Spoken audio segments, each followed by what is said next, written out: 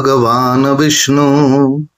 শ্রীমদ্ ভাগবত গীতার বিষাদ যোগ শ্লোক 13 ও 14।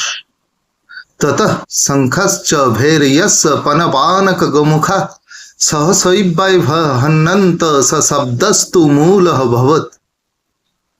মানে, তারপর শঙ্খ, ভেরি, পনব, আনক, ঢাক ও গোমুখ সিংহাসমূহ হঠাৎ একত্রে ধ্বনিত হয়ে এক তুমুল শব্দের সৃষ্টি হল। ততঃ শ্বেতৈর্যুক্তে মহতি সন্নন্দন স্থিতৌ মাধবঃ পাণ্ডবৈশ্চ চ দিব্যৌ শঙ্খৌ প্রদত্মতু। অন্যদিকে শ্বেত অশ্বযুক্ত এক দিব্য রথে স্থিত শ্রীকৃষ্ণ ও অর্জুন উভয়ে তাঁদের দিব্য শঙ্খ বাজালেন। আমাদের অন্যান্য ভিডিওতে আছে যে শ্রীকৃষ্ণ এবং পঞ্চ পাণ্ডবের প্রতিটি পবিত্র শঙ্খের নাম। আপনাদেরকে আমন্ত্রণ করছি।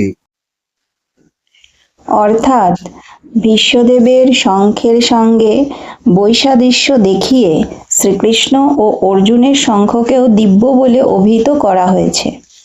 এই দিব্য শঙ্খধ্বনি ঘোষণা করল যে কুরুপক্ষের যুদ্ধজয়ের কোনো আশাই নেই, কারণ ভগবান শ্রীকৃষ্ণ পাণ্ডব পক্ষে যোগদান করেছেন।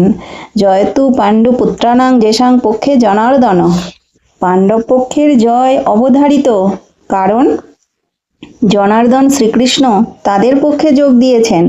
ভগবান যে পক্ষে যোগদান করেন সৌভাগ্য লক্ষ্মী সেই পক্ষেই থাকেন, কারণ সৌভাগ্য লক্ষ্মী সর্বদাই তার পতির অনুগামী। তাই বিষ্ণু বা শ্রীকৃষ্ণের দিব্য শঙ্খধ্বনির মাধ্যমে ঘোষিত হলো যে অর্জুনের জন্য বিজয় ও সৌভাগ্য প্রতীক্ষা করছে। তাছাড়া যে রথে চড়ে দুই বন্ধু শ্রীকৃষ্ণ ও অর্জুন কুরুক্ষেত্রের যুদ্ধে অবতীর্ণ হয়েছিলেন তা অগ্নিদেব অর্জুনকে দান করেছিলেন, এবং সেই দিব্য রথ ছিল সমগ্র ত্রিভুবনে সর্বত্রই অপরাজেয়। অল্পবুদ্ধি সম্পন্ন মানুষেরা মনে করে যে পরমতত্ত্ব হচ্ছেন নির্বিশেষ, তার কোনো রূপ নেই, কোনো আকার নেই। কিন্তু তাদের এই ধারণাটি ভুল। তিনি হচ্ছেন অপ্রাকৃত চিন্ময় পুরুষ। সমস্ত বৈদিক শাস্ত্রে এই কথা দৃঢ়ভাবে প্রতিপন্ন করা হয়েছে। নিত্যৌ নিত্যানাং চেতনশ্চেতনানাম কঠোপনিষদের অংশ এটি। যেমন আমরা সকলে স্বতন্ত্র জীব এবং আমাদের ব্যক্তিগত স্বাতন্ত্র্য আছে, তেমনি পরমতত্ত্বের সর্বোচ্চ স্তরে যিনি সর্বকারণের কারণ তাঁরও রূপ আছে। তিনি পুরুষ, তিনি ভগবান, এবং প্রাকৃত অপ্রাকৃত সমস্ত কিছুর উৎস হচ্ছেন তিনিই। তাকে উপলব্ধি করা হলে তার অপ্রাকৃত রূপের সবকিছুই উপলব্ধি করা হয়ে যায়।